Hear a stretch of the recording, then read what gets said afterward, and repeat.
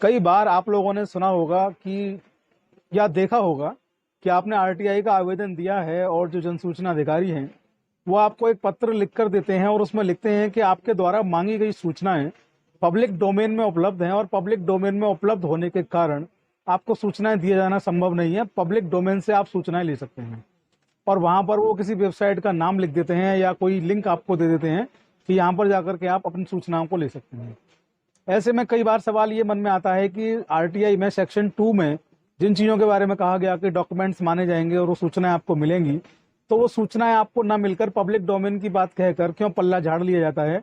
क्यों विभाग करप्ट और भ्रष्टाचारी लोगों को बचाने में लगे हुए हैं?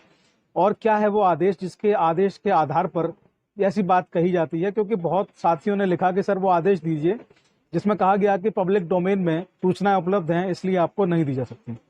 दूसरा, इस आदेश में एक महत्वपूर्ण बात यह भी है कि ये कहा गया कि जो जनसूचना अधिकारी हैं अगर उन पर जुर्माने लगेंगे, पीआईओ पर अगर शास्तियाँ होंगी, जुर्माने लगेंगे, उन पर फाइन लगेंगे, फाइन उन पर इम्पोज होंगे, तो ऐसे में उनका काम करना मुश्किल हो जाएगा। ये मेरा कहना नहीं है, माननीय हाईकोर्ट है उनका कहना है।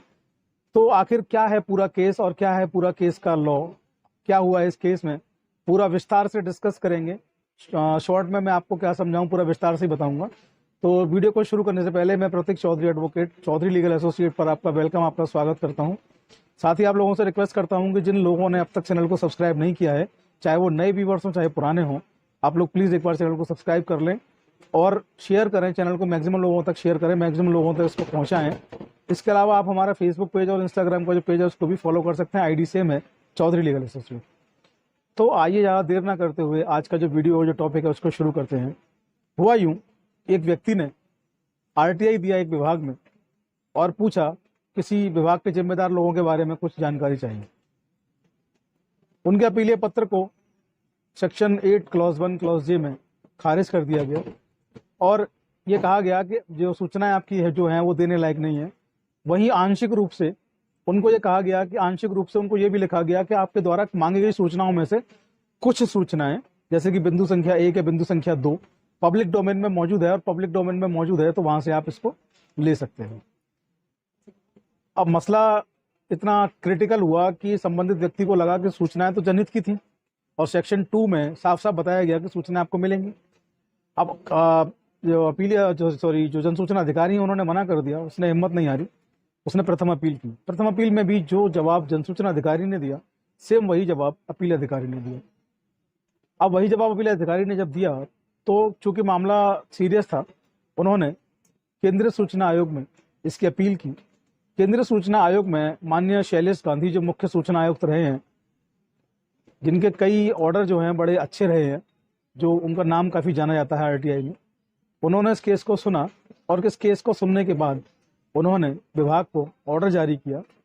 उन्होंने कहा कि सूचनाएं संबंधित को तत्काल उपलब्ध कराई जाएं और इस आदेश को नोटिस माना जाए, कारण बताओ नोटिस माना जाए और 30 दिन की समय सीमा के भीतर आप ये बताएं कि आपके ऊपर जुर्माना क्यों इम्पोज ना किया जाए सेक्शन 20 में।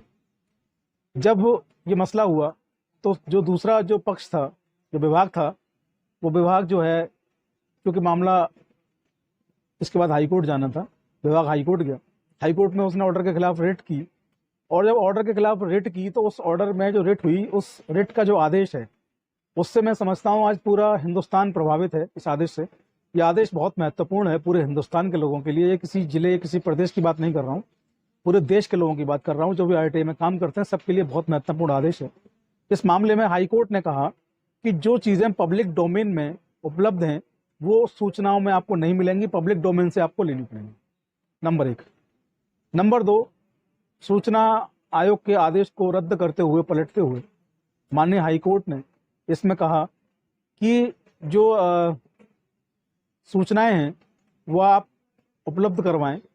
इसके साथ ही 30 दिन की समय सीमा में आप ये बताएं कि आपके ऊपर जुर्माना क्यों ना लगा दिया जाए। आदेश को आप जो है ये मान के चलें कि ये आपको कारण बताओ नोटिस है और आपने जो जनसूचना अधिकारी पर जुर्माना लगाने की बात की है, अगर हम सारे जनसूचना अधिकारी यानी कि पीआईओ जो होते हैं, पब्लिक इंफॉर्मेशन ऑफिसर या अपील अधिकारी, अगर हम उन पर जुर्माना लगाते रहेंगे लगातार तो कहीं ना कहीं वो लोग डरने लगेंगे और डर डर के कारण जो उनको काम करना है, जो जस्ट उनको काम करना है, फेयर करना है, नहीं कर पाएंगे और दबाव में आएंगे तो वो लोग जुर्माने के डर से गलत काम भी करेंगे।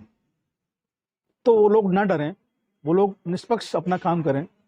इसके लिए बेहद ज़रूरी है कि हर बात पर, हर केस में उन पर जुर्माना ना लगाया जाए। इसको कह सकते हैं आप कि ये एक शुरुआत थी आरटीआई को धीरे धीरे उसका असर कम करने की, उसका प्रभाव कम करने की। और 2012 के बाद कई विभाग हैं, मैं समझता हूँ प्रत्येक विभाग ने इसका इस्तेमाल किया इस केस लॉ का, और आपको कई बार ये कहा कि आपकी सूचनाएं पब्लिक डोमेन में मौजूद हैं, आपको वहां से लेनी है, हम नहीं दे सकते हैं। दूसरा, आपको कहा कि जो सूचनाएं जो हैं, अगर इस तरीके से आप कमीशन में गए तो आपकी कमीशन में अपील खारिज हुई इस ऑर्डर की वजह से। और कमीशन में कहा गया कि प्रत्येक जो जनसूचना अधिकारी हैं, अपील अधिकारी हैं, उन पर जुर्माना लगा देंगे तो निष्पक्ष रूप से वो काम नहीं कर पाएंगे, वो डर की भावना से काम करेंगे। इसलिए निष्पक्ष रूप से काम करने के लिए जरूरी है कि प्रत्येक जनसूचना अधिकारी पर जुर्माना ना लगाया जाए।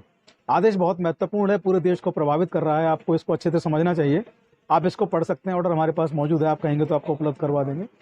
आप लोग इस केस का साइटेशन नोट कर सकते हैं, registrar of companies versus Dharmendra Kumar Sharma, 2012 का ये केस है दिल्ली हाई कोर्ट का। आप लोग बने रहें चौधरी लीगल एसोसिएट पर। जय हिंद, जय भारत, जय भीम, नमस्कार।